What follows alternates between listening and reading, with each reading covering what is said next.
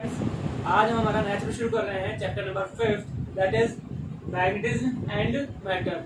ये हमारा chapter magnetism and matter है। ये चैप्टर फर्स्ट के जस्ट सिमिलर है। अगर हमें चैप्टर फर्स्ट बहुत अच्छे से पढ़ा है, इलेक्ट्रिक फील्ड वाला, तो ये चैप्टर आपको बहुत जल्दी समझ में आएगा। और इसको शुरू करने से पहले एक बार आप उस चैप्टर को रिवाइज जरूर कर लें, जिससे ये चैप्टर इजी हो जाएगा। चलिए हम शुरू करते हैं हमारा चैप्टर 5, मैग्नेटिज्म एंड मैटर। इसका जो फर्स्ट टॉपिक है that is magnet and magnetic pole. हम मैग्नेट के बारे में अच्छे से जानते हैं, लेकिन उसे डिफाइन किस तरह से करेंगे।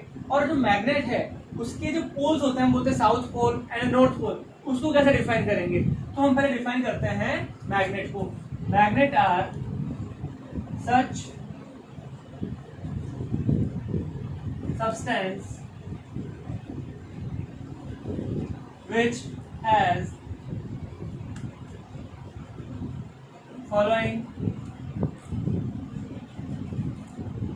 properties. First property है इसकी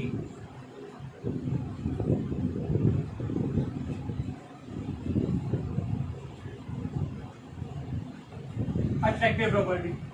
जैसा कि हम जानते हैं, जो हमारा मैग्नेट होता है, मैग्नेट जो स्मॉल आयरन पीसेस है उनको क्या करता है, अपनी तरफ अट्रैक्ट करता है। इसका मतलब जो मैग्नेट है उसमें अट्रैक्टिव प्रॉपर्टी होती है। तो हम इसमें ये कहेंगे कि the substance which can attract the magnetic substance, मतलब जो हमारा मैग्नेट है वो मैग्नेटिक सब्सटेंस को ही अट्रैक्ट करता है। कभी रबड़ को अट्रैक्ट नहीं करता, लेकिन वो किसको अट्रैक्ट करेगा, आयरन,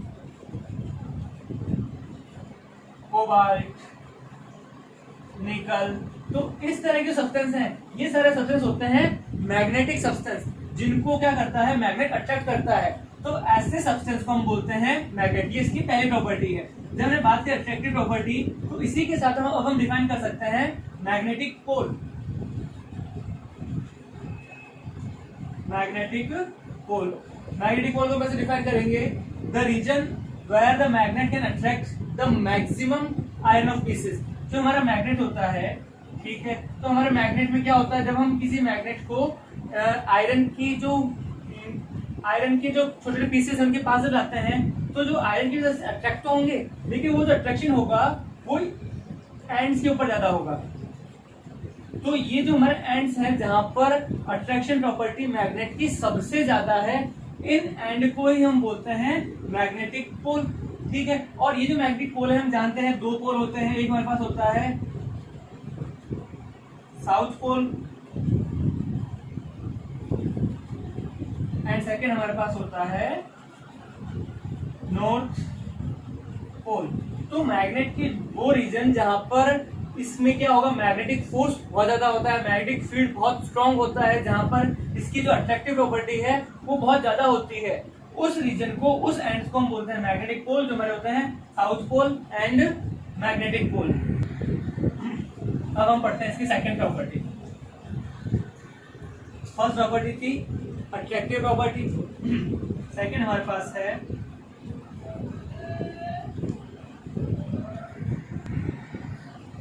डायरेक्टिव प्रॉपर्टी।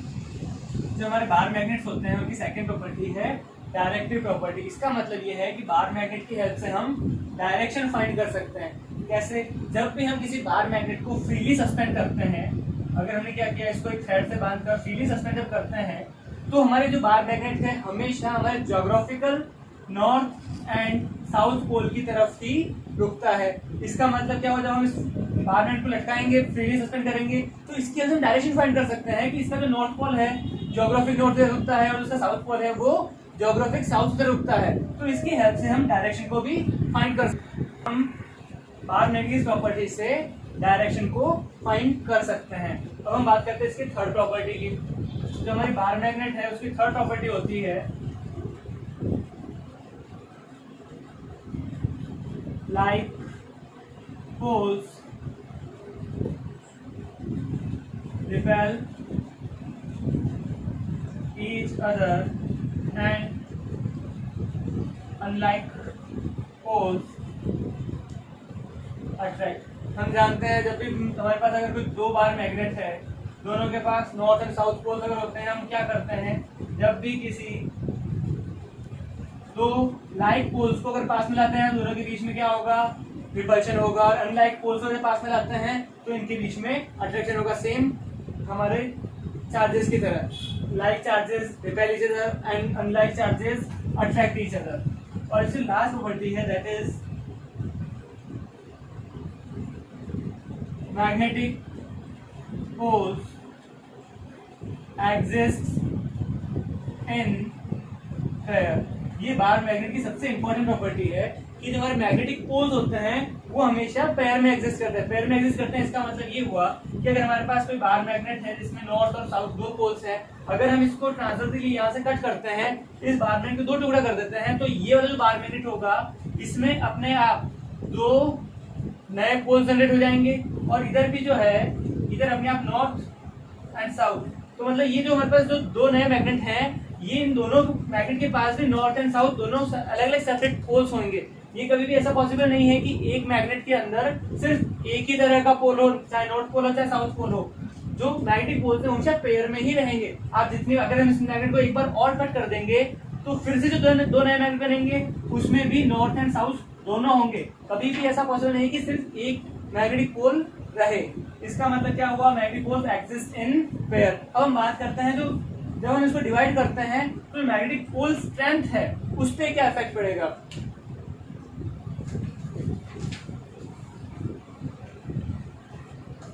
नेक्स्ट हमारे पास डेफिनेशन आती है magnetic pole strength. Magnetic pole strength इसका मतलब ये है कि जब हम क्या करते हैं किसी भी दो मैग्नेट्स के सेम पोल्स को जब पास में लाते हैं तो ये वाला मैग्नेट का ये एंड या फिर ये पोल दूसरे के ऊपर जो फोर्स एक्सर्ट करेगा तो उसको हम बोलेंगे इस मैग्नेट के इस पोल की स्ट्रेंथ, और ये वाला जो हमारे पास पोल है ये इसके ऊपर जितना फोर्स लगाएगा उस फोर्स को हम बोलेंगे इस पोल की स्ट्रेंथ। तो इसे हम शो करते हैं स्मॉल m से। This is called magnetic pole strength. ठीक है, जब भी हम क्या करते हैं मैग्नेटिक पोल स्ट्रेंथ का इफेक्ट कैसे पड़ता है, अगर हमने एक मैग्नेट को इन दो में डिवाइड किया तो जो दो नए मैग्नेट बनेंगे उनकी जो पोल स्ट्रेंथ है पोल स्ट्रेंथ पे कोई भी इफेक्ट नहीं पड़ेगा। अगर इस पोल की स्ट्रेंथ स्मॉल m है तो जो नया मैग्नेट बना है छोटा है, लेकिन उसकी जो पोल स्ट्रेंथ रहेगी वो m ही रहेगी, पोल स्ट्रेंथ पे कोई इफेक्ट नहीं पड़ेगा। अगर इसकी पोल स्ट्रेंथ m है तो इसकी पोल स्ट्रेंथ m रहेगी, इसकी पोल स्ट्रेंथ m रहेगी। पोल स्ट्रेंथ के जब भी इफेक्ट नहीं पड़ेगा जब उसको क्या करते हैं ट्रांसफर कट करते हैं। लेकिन इसी मैग्नेट को अगर हम क्या करते इस तरह से कट करते लॉन्गिट्यूडिनल कट करते तो क्या होता है हमारे पास जो मैग्नेटिक पोल स्ट्रेंथ जो पहला है उसकी हाफ रह जाएगी m/2 और m/2। अगर आप किसी मैग्नेट को इस तरह से कट करोगे तो उसकी पोल स्ट्रेंथ है वो पोल स्ट्रेंथ हाफ रह जाएगी। लेकिन जैसे ये ट्रांसफर कट करते हो तो पोल स्ट्रेंथ के ऊपर कोई भी इफेक्ट नहीं पड़ेगा। जो नए मैग्नेट बनेंगे उनकी पोल स्ट्रेंथ पहले वाले मैग्नेट की पोल स्ट्रेंथ के इक्वल ही रहेगी।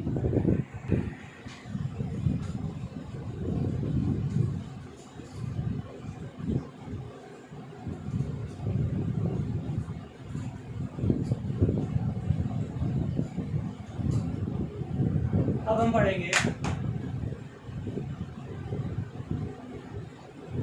Coulomb's law and magnetism. हमने कूलॉम लॉ इलेक्ट्रोस्टैटिक के लिए भी पढ़ा था। उसमें हमने पढ़ा था कि जो कोई भी दो चार्ज होते हैं उन दो चार्ज की जो फोर्स ऑफ अट्रैक्शन और फोर्स ऑफ रिपल्शन कितना है उसको मेजरमेंट के लिए हमने कूलॉम्स लॉ काम में लिया था। इसी तरह से हमारे पास हमारे पास कूलॉम्स लॉ मैग्नेटिज्म है, it will give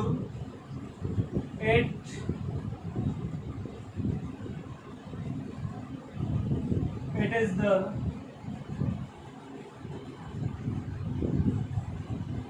measurement of magnetic force between two magnetic poles। हमारे पास अगर दो मैग्नेटिक पोल है M1 एंड M2, अगर ये दोनों नॉर्थ होते हैं तो हम बोलेंगे कि इन दोनों के बीच में क्या होगा रिपल्शन होगा। दोनों अगर साउथ होते हैं तो भी रिपल्शन होगा। एक नॉर्थ और एक साउथ होता है तो इसमें अट्रैक्शन होगा।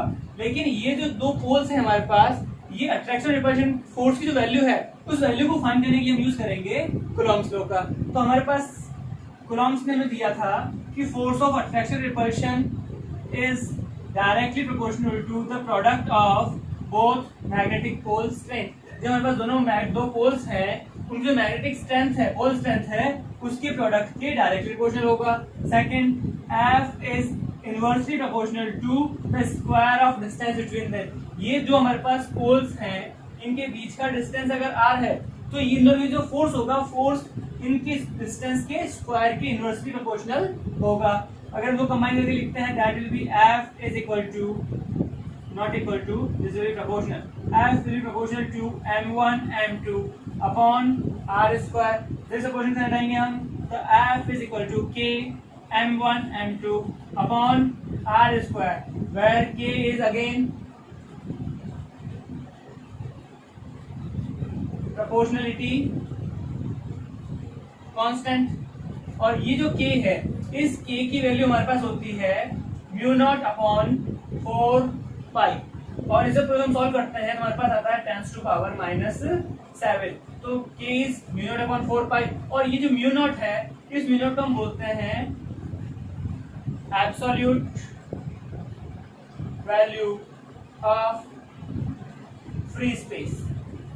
अगर हम इसको हमारे इलेक्ट्रोस्टैटिक वाले कूलॉम फोर्स से कंपेयर करते हैं, तो ये सेम वही है। वहां पर हमारे पास m1 m2 की जगह q1 and q2 आता था, यहाँ पर q1 q2 की जगह हमारे पास m1 m2 आता है। वो दो चार्जेस के लिए था, ये दो पोल्स के लिए है। वहां पर जो k था उसको हमने क्या, वहां पर जो k की वैल्यू थी, वो k की वैल्यू थी 1/4 पाई एप्सिलॉन नॉट। और यहाँ पर जो k की वैल्यू है, that is mu naught upon 4 पाई। तो हमारे पास ये जो कूलॉम्स लॉ है, उस कूलॉम्स लॉ के जस्ट सिमिलर है, सिर्फ q की जगह m आ जाएगा और k की वैल्यू जो होती है, प्रोपोर्शनल कांस्टेंट जो है, इसको हम बोलते हैं mu naught upon 4 pi, that is 10 to power -7।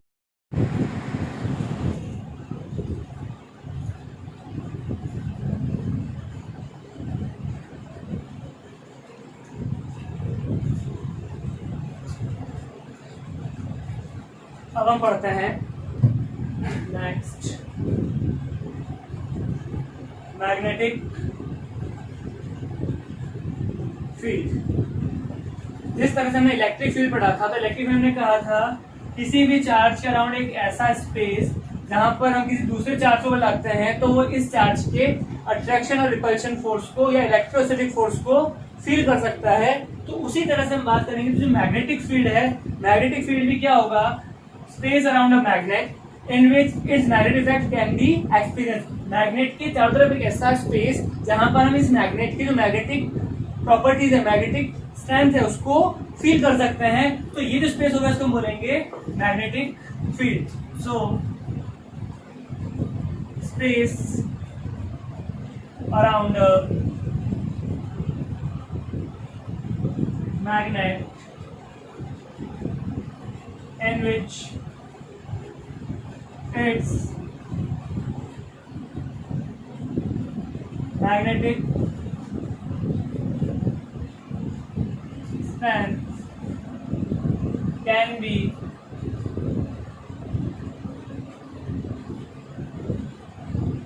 experienced is called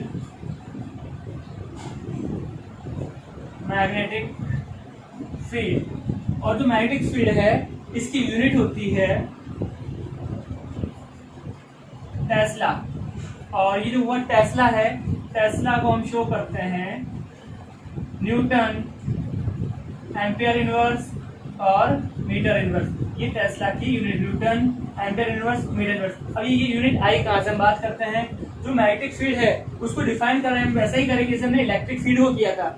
जब हम बात करते हैं intensity of electric field, intensity electric field defined as F is equal E is equal to F upon Q not.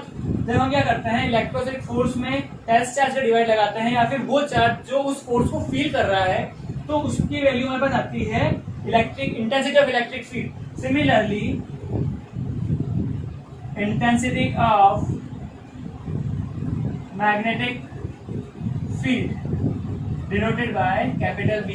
हमने electric field को show किया था capital E से, मैग्नेटिक फील्ड को हम शो करेंगे कैपिटल बी से, ठीक है। हमारे पास यहाँ पे फॉर्मूला था F upon Q not, force experience by the test charge. यहाँ पर भी सेम होगा, force experience by the test pole.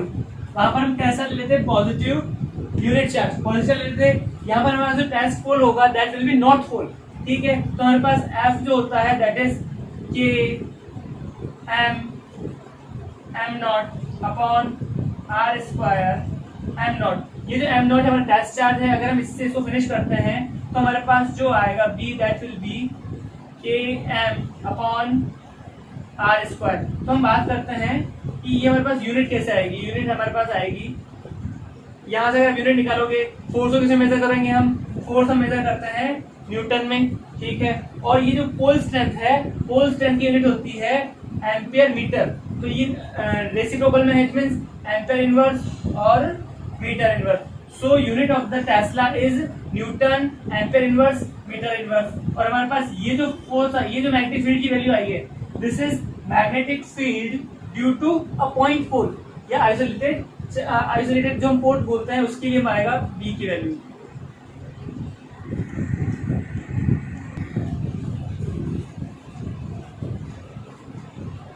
Next हमारा टॉपिक है मैग्नेटिक फील्ड लाइंस। जो मैग्नेटिक फील्ड होता है हमारे मैग्नेट के अराउंड जो स्पेस है, उसको रिप्रेजेंट करने के लिए हम मैग्नेटिक फील्ड लाइंस का यूज करते हैं। Again it is imaginary lines which represents the magnetic field। जो हमारा मैग्नेटिक फील्ड है उसको रिप्रेजेंट करने के लिए जो इमेजिनरी लाइंस होती है उसको हम बोलते हैं मैग्नेटिक फील्ड लाइंस, ठीक है। What are the properties of magnetic field lines. सारी प्रॉपर्टीज जो हमने इलेक्ट्रोस्टैटिक में किसी चार्ज के लिए पढ़ी थी, सेम प्रॉपर्टीज हमारे पास मैग्नेटिक फील्ड लाइंस मैग्नेटिज्म में भी आएगी। हमारे पास अगर एक मैग्नेट है नॉर्थ एंड साउथ, तो outside the body of the magnet magnetic field line starts from the north end at the south pole. इस तरह से होगी हमारे पास।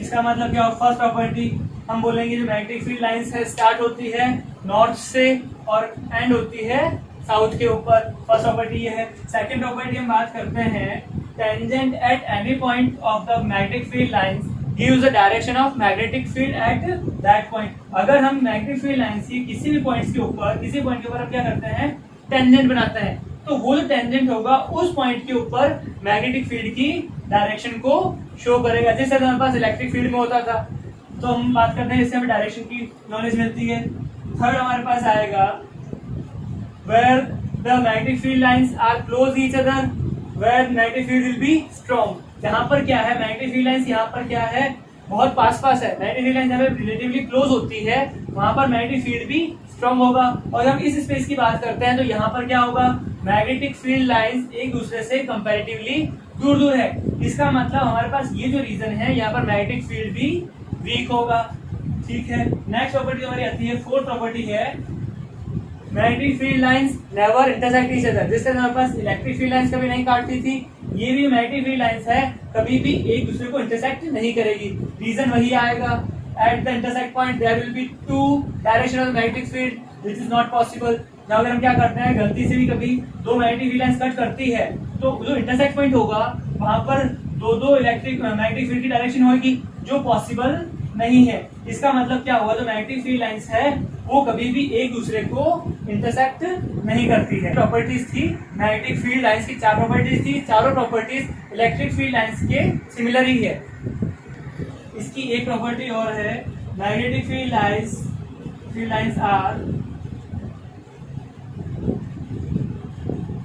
Closed and continuous loop.